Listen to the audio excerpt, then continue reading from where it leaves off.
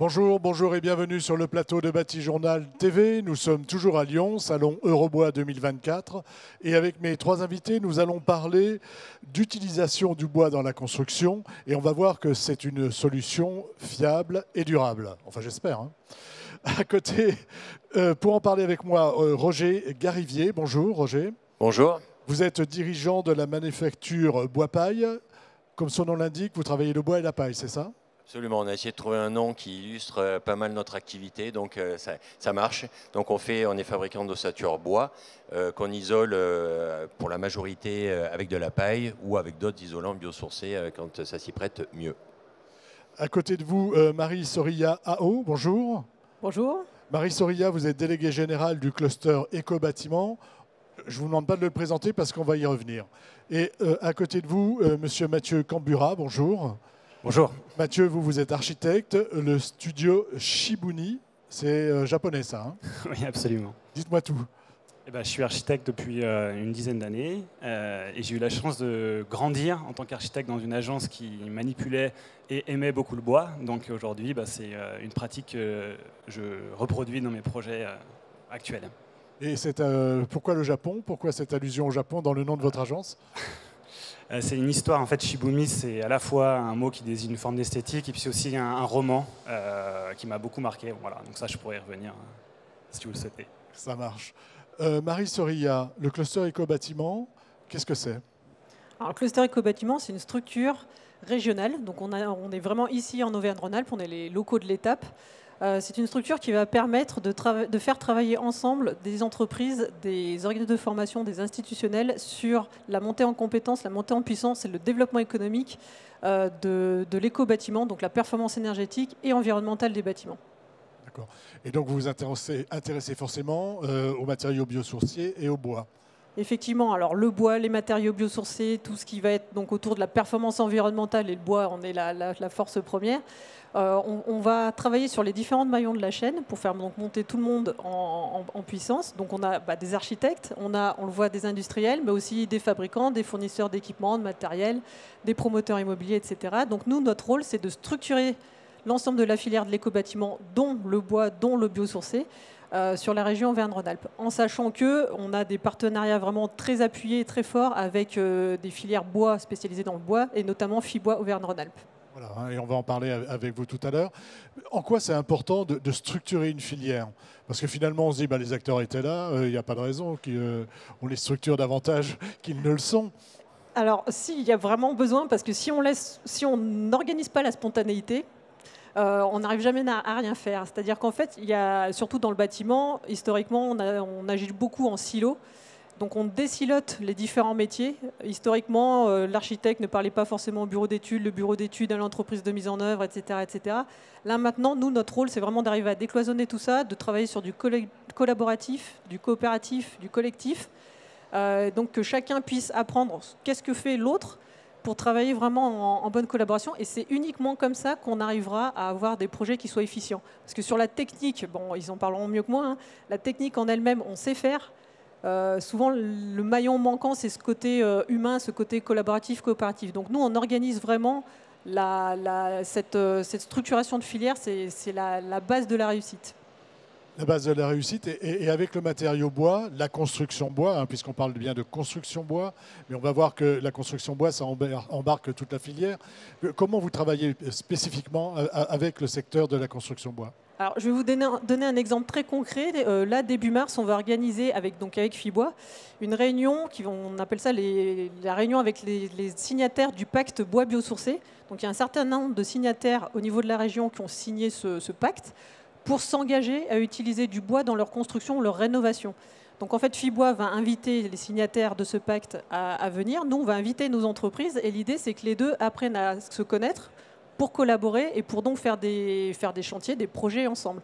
Donc ça, c'est du très très concret. On est toujours dans de l'opérationnel, dans du concret. C'est comment on fait rencontrer l'offre et la demande pour que finalement l'ensemble du marché auvergnat-rhône-alpin puisse évoluer sur la construction bois. Alors, quand on a préparé cette émission, on a parlé de solutions fiables et durables.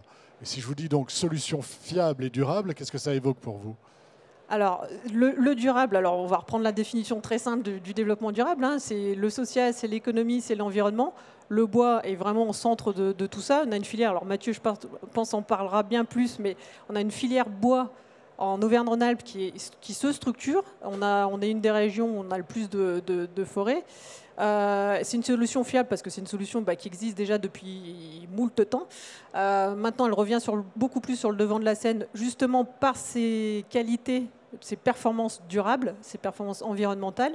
Et ce que je tenais aussi à souligner, on n'est pas monomatériaux. Enfin, en tout cas, nous, au cluster éco-bâtiment, on ne va pas défendre un matériau plus qu'un autre. On se dit que tous les matériaux ont leur place. Simplement, c'est le bon matériau au bon endroit.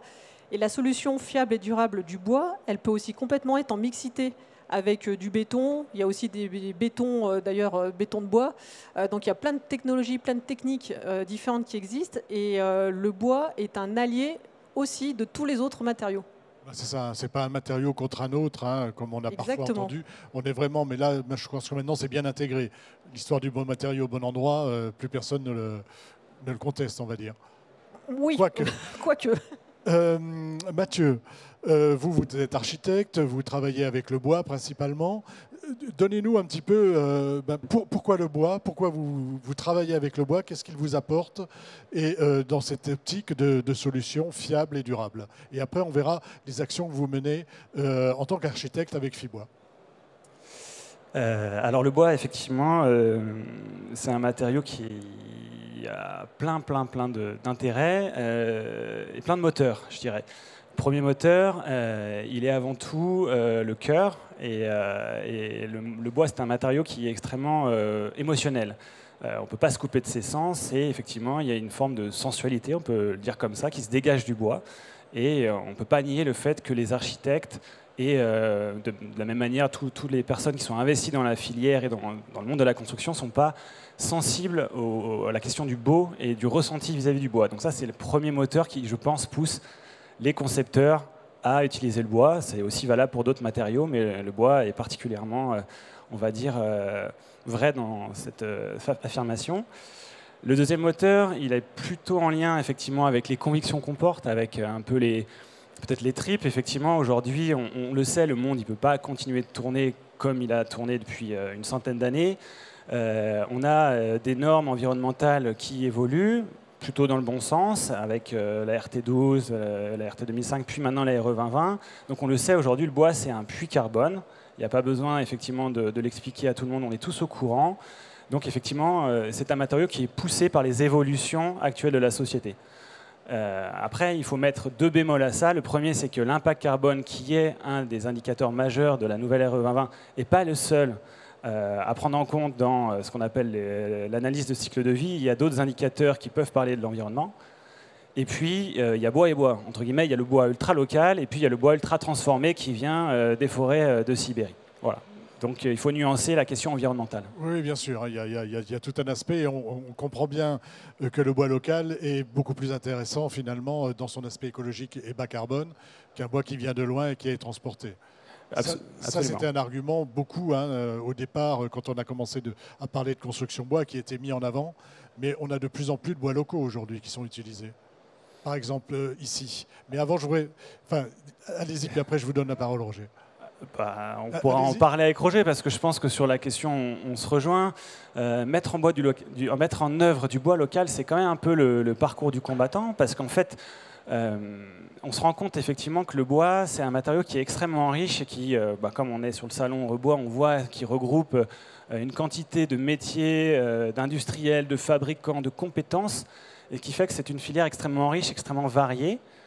Et effectivement, il y a plein d'acteurs qui regardent pas tous forcément dans la même direction, qui sont concernés par des problématiques ultra locales, qui ont en lien avec l'économie, le climat, les questions de domanialité, et puis aussi régis par le commerce international. Donc en fait, mettre en œuvre du bois local, ça exige de connaître un petit peu tous les maillons de cette filière, du producteur jusqu'à effectivement à celui qui va s'occuper du chantier forestier, du scieur, première transformation, deuxième transformation, charpentier, etc., pour pouvoir y arriver. Mais ce n'est pas évident et il suffit qu'il y ait un maillon qui saute pour qu'on ne finisse pas avec du bois local. Donc c'est pas si simple que ça. C'est un peu votre rôle, Marie Soria.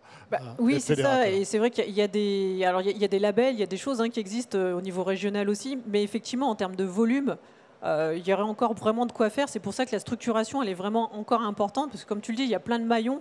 Et en fait, c'est l'ensemble de ces maillons qu'il faut qu'on arrive à faire avancer en même temps pour avoir aussi de la qualité. Il faut avoir du volume et de la qualité qui puissent répondre justement aux besoins alors, du geste architectural, du dessin architectural, mais aussi, Roger pourra plus en parler, des industriels. Ah ben justement, allons-y, mais vous allez répondre à la même question que vos camarades. Si je dis bois fiable et durable, qu'est-ce que ça veut dire pour vous? C'est s'appuyer sur toutes les normes, sur tout le savoir-faire en fait, pour construire et que ça tienne. C'est le cas du bois évidemment. C'est aussi le cas de la paille. Donc ça, on l'explique de plus en plus. Hein, la maison la plus vieille en France en bois paille, c'est la maison Feuillette. Elle a 104 ans. Elle a été rénovée il y a quelques années et en fait elle était dans un état de conservation super. La paille, on pouvait la remettre dans les champs et le bois n'avait pas bougé. Donc durable, c'est dans la durée, c'est pas un effet de mode. Hein, des fois j'entends ah oui, le bois paille c'est tendance, mais enfin on fait pas ça pour être tendance. Hein. Enfin, on fait ça pour décarboner, on fait ça pour construire des bâtiments dans de bonnes conditions et que ça dure, quoi. Donc durable, et puis c'est, je rebondis un peu sur la notion de circuit court. Pour moi, durable, ça sous-entend une certaine cohérence globale de tous les compartiments du jeu. Le circuit court, ça en est un. Et évidemment, si on prend du bois et qu'il a fait 2000 km en camion, on imagine que le bilan carbone, c'est pas tout à fait le même. Donc est-ce que ça reste cohérent ou pas?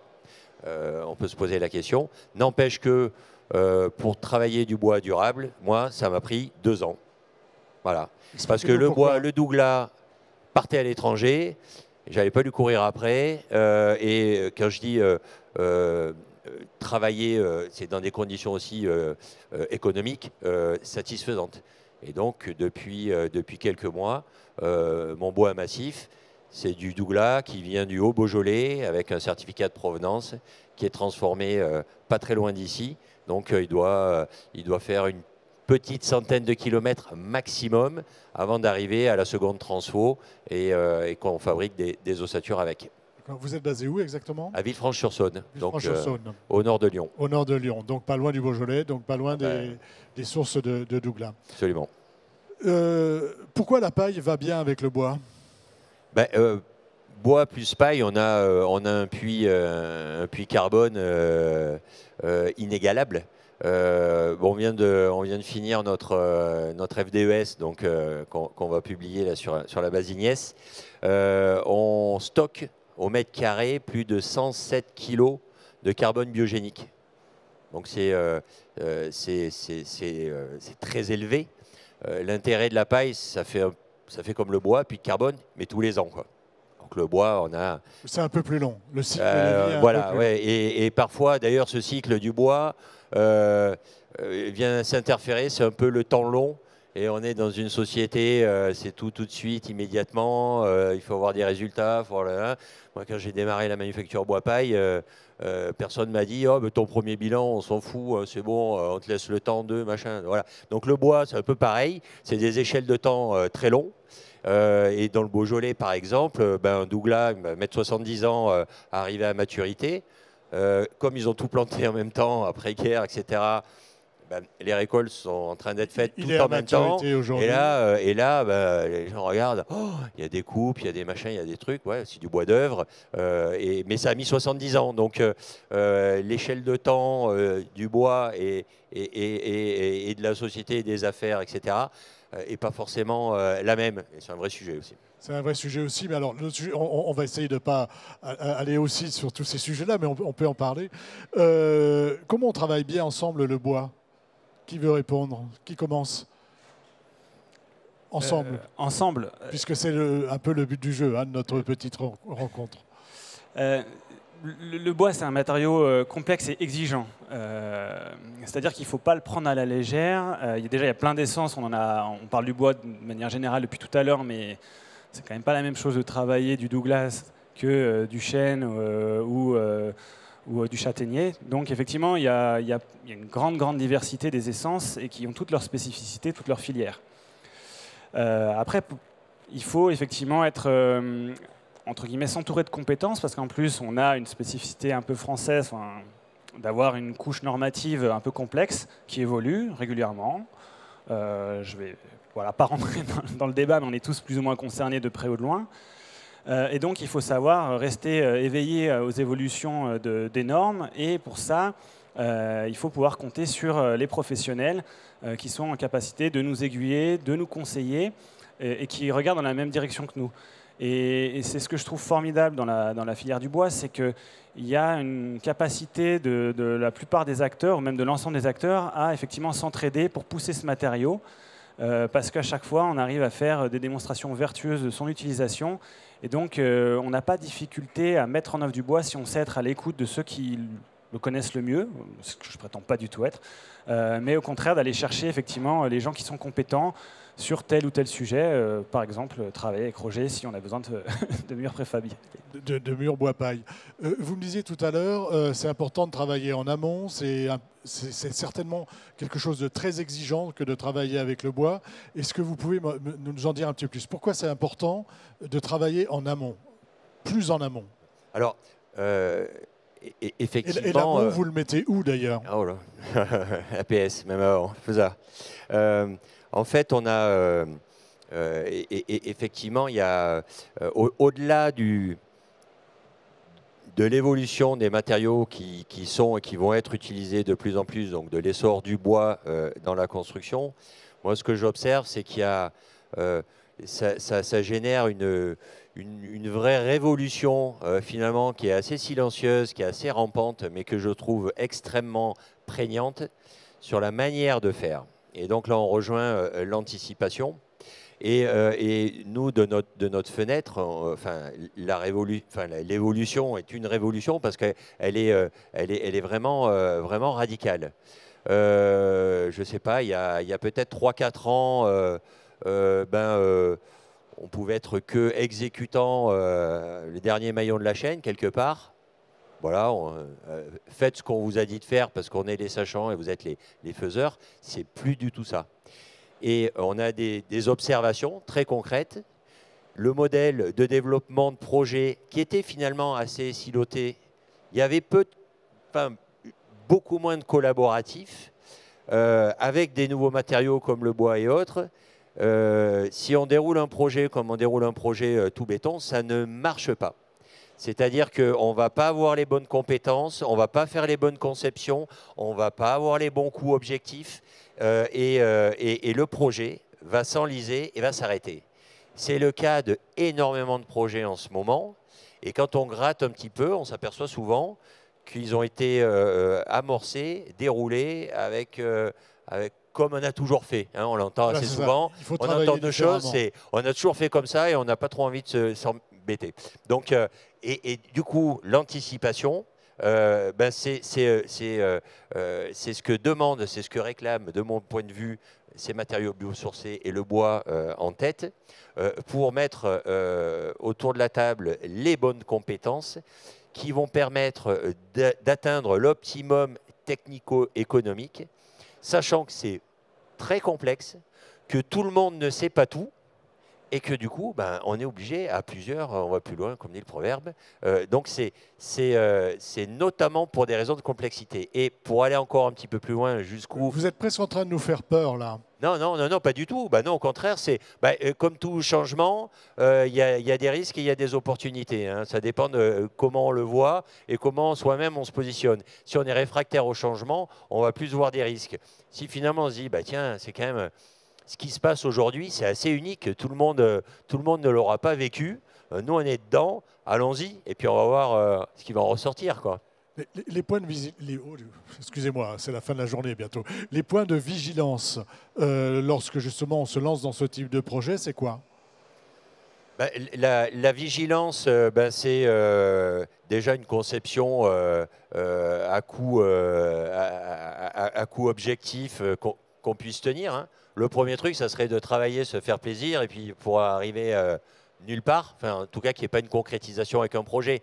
Ça, c'est un vrai risque. En amont, on va dépenser de l'argent et finalement, on va bloquer plus ou moins rapidement. Donc, quelque part, c'est peut-être mieux tôt.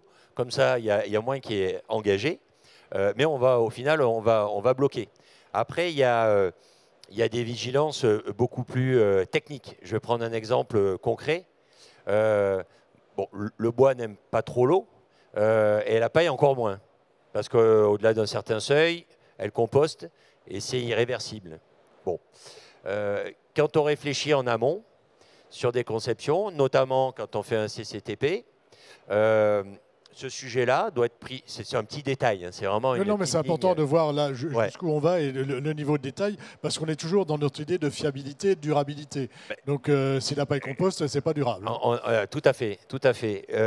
Et donc, réfléchir et se dire qu'est-ce qu'on peut mettre en place, quelles sont les conditions faisables ou pas faisables à mettre en place pour être sûr que le déroulement de la conception jusqu'à la réception et dans la vie du bâtiment, qu'on soit sur quelque chose de durable.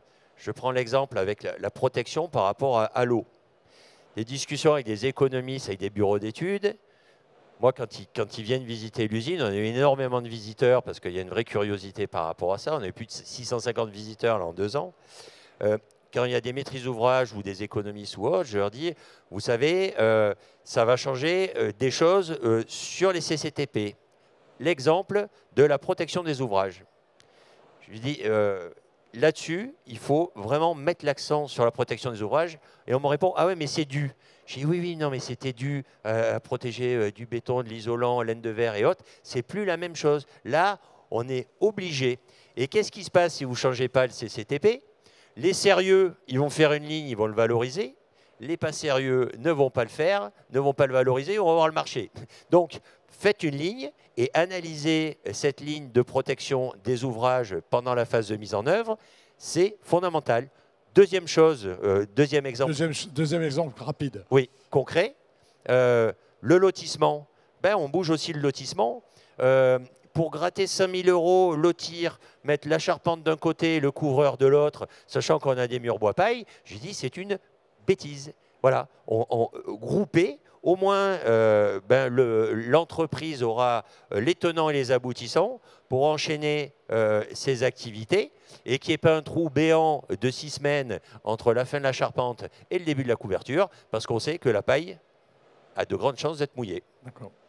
On a bien compris que c'était complexe, mais en même temps, il ne faut pas faire peur. On est d'accord, Maris Soria. Ouais, juste, c'était pour compléter. En fait, c'est vrai qu'on voit que la collaboration est encore plus importante quand on travaille sur des... Alors, on a l'impression que c'est des nouveaux sujets, mais en fait, c'est des ex-nouveaux sujets ou des sujets ex-anciens. Enfin, je ne sais pas comment on peut appeler ça. Mais en tout cas, ce n'est pas nouveau. Ce qui est nouveau, c'est l'apprentissage de la globalité de l'approche d'un projet. Et ça, on avait perdu cette habitude-là. Finalement, ce qui était du bon sens il y a... alors, je n'étais pas née, moi, mais il y a 50 ans, 100 ans, je ne sais pas quand, on l'a perdu, en fait, en passant par des systèmes conventionnels de masse. Là, maintenant, on est en train un peu de retrouver ça, sauf qu'on est face à des réglementations et à un défi climatique qui est énorme. Et donc, du coup, ça demande des changements psychologiques importants. Et rapides. Et voilà, et donc les CCTP, tout ça, on travaille aussi là-dessus. Et je voulais juste, tout à l'heure, on parlait des différents maillons importants. Et tu disais, attention, il ne faut pas faire peur non plus, il faut rassurer. Et dans ceux qu'il faut rassurer, il y a notamment la partie des assureurs et des bureaux de contrôle. C'est pas la mince, c'est pas une mince affaire. Voilà, exactement. Mais on a aussi des assureurs, ces bureaux de contrôle, pour les aider aussi à comprendre le cheminement d'entreprises comme on a autour de nous, et qui finalement rassure l'ensemble de la filière parce qu'on voit que ça peut fonctionner et que l'étude du point de rosée dans le mur de paille, tout ça, les bureaux d'études savent le faire. Simplement, il faut qu'elles pensent à le faire. Voilà. À y réfléchir. Mathieu, vous nous avez amené 2 exemples qu'on va voir à l'image là, hein, de projets. Dites-moi comment vous avez travaillé, alors ce que sont ces projets, mais comment vous avez travaillé dans notre idée de fiabilité et de durabilité et de travail collaboratif.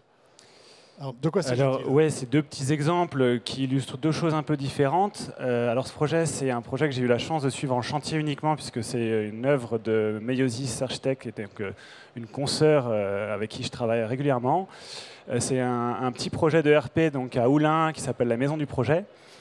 Et j'aime beaucoup cette photo parce qu'en fait, on travaille donc le bois. On voit plusieurs choses. On voit que le bois, il est aussi un des matériaux qu'il est facile entre guillemets de mettre dans une logique de réemploi. Donc là, vous avez des volets réemployés qui sont issus de tout un tas de bâtiments de la région qui ont été sourcés par des bureaux d'études tels que Bobby Réemploi.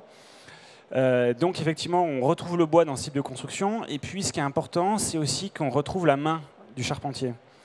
On en discutait avec Roger tout à l'heure en se déplaçant dans le salon. Il y a des très belles photos de projets réalisés où effectivement le bois est bien mis en valeur. Bon, c'est un truc tout con, mais la plupart du temps, les charpentiers ne sont pas cités. Et effectivement, le bois est un matériau qui permet quand même entre guillemets, à ces artisans, à ces artistes parfois aussi, de véritablement s'exprimer. Et en tant qu'architecte, effectivement, c'est une richesse incroyable de pouvoir s'appuyer sur ses compétences, sur ce regard et sur ce chantier typiquement. On a un calpinage qui est défini sur une base effectivement d'une matière en volets réemployés et pour la mettre en œuvre, il faut faire appel à toute l'ingéniosité, toute la compétence de l'entreprise qui s'empare du sujet, s'empare entre guillemets du geste architectural et va apprendre à aimer le projet et à le mettre en œuvre d'une manière qui lui plaît vraiment et répond aussi à sa manière de fonctionner. Donc il y a vraiment l'intervention de l'entreprise qui est passionnante. Alors on va la citer, l'entreprise. C'est l'entreprise Vaganet, excusez-moi. Oui, c'est l'entreprise Vaganet qui a travaillé sur le sujet. Jérémy Hébrard, qui était le chef de chantier, qui s'est beaucoup investi, notamment sur cette question du calpinage. Et il a fallu effectivement vraiment beaucoup d'intelligence de la part de l'entreprise pour mener à bien ce chantier et beaucoup d'amour aussi du travail accompli, quoi. Voilà, pour le reste, la charpente, c'est 100% bois. Le bâtiment, c'est... Ah oui, alors après ce bâtiment, il a été voulu, c'est un bâtiment un peu témoin piloté par la CERL pour effectivement le futur écoquartier de la Soleil. Et effectivement, ma consoeur et l'équipe de maîtrise d'œuvre ont vraiment, et la maîtrise d'ouvrage évidemment, ont vraiment pensé à un bâtiment entièrement en bois qui est démontable, c'est-à-dire que vous le construisez, alors certes, vous avez un radier parce qu'on est sur un sol pollué, mais le reste des ouvrages est démontable et déplaçable, donc de l'ensemble des murs, l'ensemble des finitions intérieures, des équipements techniques est démontable et déplaçable. Et puis, il fait appel à une vraie stratégie de réemploi. Et en plus, il y a d'autres éléments qui permettent un confort optimal. Okay. Voilà. On va voir le deuxième. Alors là, on a bien compris qu'il y avait le travail collaboratif avec l'entreprise, l'architecte. Oui. Et j'imagine la commune. Enfin, la commune, c'est pas une commune. C'est la CERL, c'est l'aménageur sur secteur de ville. Donc effectivement, là, entre guillemets, il y avait une belle mayonnaise qui a prise avec l'ensemble des acteurs. Bon, comme sur les chantiers, il n'y a jamais rien qui est linéaire, il n'y a jamais rien qui est 100% anticipable. Ça reste un chantier. Voilà. Mais la réalisation à la fin est là. Et vraiment, moi, ce que je tenais à souligner avec cette photo, c'est que voilà, on a le travail de l'entreprise qui est vraiment valorisé. Et c'est vraiment une des spécificités de la filière bois, c'est d'avoir des très belles entreprises qui aiment vraiment leur métier, qui aiment vraiment le matériau. Alors, il y a un deuxième projet qui est une extension. Rapidement, je vais vous demander... Oui, alors celui-là, il est peut-être un peu moins intéressant, un peu moins symbolique, mais c'est une petite extension dans la banlieue lyonnaise, à Sainte-Foy. En fait, juste ce projet permet d'illustrer une chose, c'est que à nouveau, on s'est appuyé sur effectivement la compétence de l'entreprise, donc en l'occurrence Chanvre et Bois. À la base, on voulait mettre du béton de chanvre et puis finalement, pour des raisons techniques, économiques, on n'y est pas parvenu. Mais donc, on est allé chercher cette entreprise qui nous a amené sa compétence et qui nous a permis, dans un site complètement enclavé en milieu urbain, d'arriver à une construction bois. Donc ça permet de montrer aussi que en milieu très dense, dans des conditions de mise en œuvre un peu délicates, le bois et tous les éléments préfabriqués peuvent être une solution tout à fait pertinente. Voilà. Donc fiable et durable, ce qu'on disait tout à l'heure. Voilà. Roger, je reviens vers vous. On a aussi des images, c'est des images de l'usine, je crois. Prenez votre micro. Oui, oui, oui. Ah ben voilà, ouais. Alors, Vous avez vu, j'ai un peu sorti la grosse artillerie, là, voilà, oui, le gymnase, bim. Ça voilà. rigole pas là. Hein. Ben voilà, et les murs sont en bois paille. Donc déjà, c'est pour illustrer qu'on ne fait pas que des choses C'est cubiques. quel projet ça? Ça, c'est un gymnase dans l'Isère, à Crémépieux.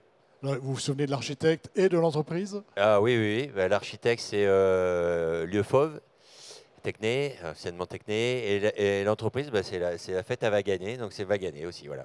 D'accord. Donc là, expliquez-nous un petit peu le mode constructif qui est utilisé. Ben, là, c'est en fait une structure charpente bois, évidemment, dans laquelle, et là, il y a quelques pistes de progrès au niveau conception. On est venu s'insérer. Donc, au niveau pose, ça a quand même été très compliqué. Nous, on ne fait que fabriquer. Mais je sais que je suis venu sur le chantier, je ne suis pas resté longtemps parce que c'était compliqué. Et bon, ils ont pas mal bataillé. N'empêche que le résultat, je trouve, est vraiment intéressant. Et puis surtout, thermiquement, c'est une tuerie parce que là, on a 14 heures de déphasage.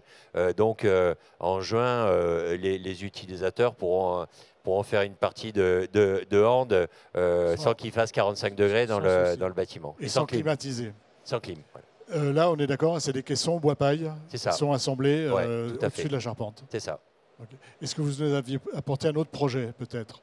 Là, j'ai envoyé une photo parce que j'avais oublié de les envoyer avant. Donc on a qu'une photo. Mais en fait, on fait vraiment tout type d'ouvrage. Beaucoup de groupes scolaires. La paille de plus en plus utilisée en toiture parce qu'on doit avoir des airs assez monstrueux avec la réglementation thermique. Et puis voilà, la toiture, c'est un point d'interface donc important thermiquement. Et puis comme ça, on s'affranchit aussi de l'épaisseur des bottes de paille, qui est quand même 36 cm au sol. Quand on a un foncier contraint, ça peut poser des fois des problèmes d'équation économique. En toiture, on n'a plus trop ce problème. Par contre, se pose le problème vraiment de la protection de la paille par rapport à la pluie dont on avait parlé. Donc là, ça se traite de manière anticipée et pas à l'arrache sur le chantier. Voilà, d'où l'intérêt du travail collaboratif en amont avec tous les acteurs. On a bien vu que c'était très important. On arrive au terme de notre échange. Je vais donner la parole à Marie Soria pour que vous nous fassiez une petite conclusion et que vous nous disiez comment on va un peu plus loin peut-être aujourd'hui pour rendre vraiment cette construction bois fiable et durable. Je pense qu'en tout cas, on est vraiment sur une grosse dynamique. Voilà, et Roger et Mathieu le disaient, on a enclenché la seconde et on n'est plus du tout à la même étape qu'il y a ne serait-ce que 5 ans ou 10 ans.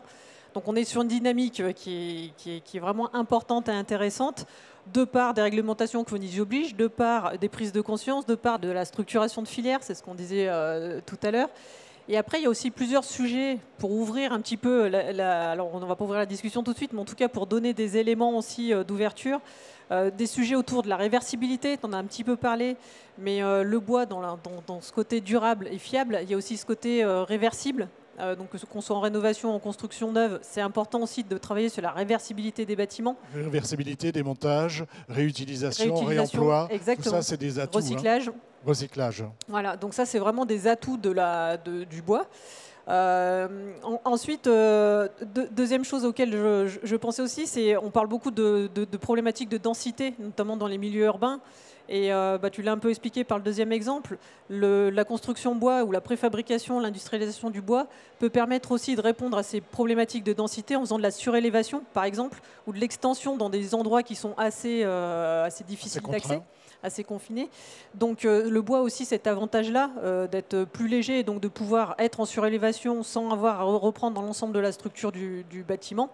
Donc ça c'est un deuxième point quand même qui est vraiment alors je ne vais pas dire du tout dans la tendance, mais en tout cas qui est dans l'histoire des choses. Et un autre point encore d'ouverture, même un petit peu plus loin, on peut se dire aussi que le bois, dans un système vraiment d'industrialisation, permet de faire de la construction hors site, où là, du coup, ça va nous permettre de passer encore à une autre phase de massification de construction, alors neuve ou rénovée, mais en tout cas là, en l'occurrence, sur de la construction neuve plutôt, sur des systèmes modulaires, qui vont permettre vraiment d'accélérer sur des chantiers bien précis, des demandes bien précises.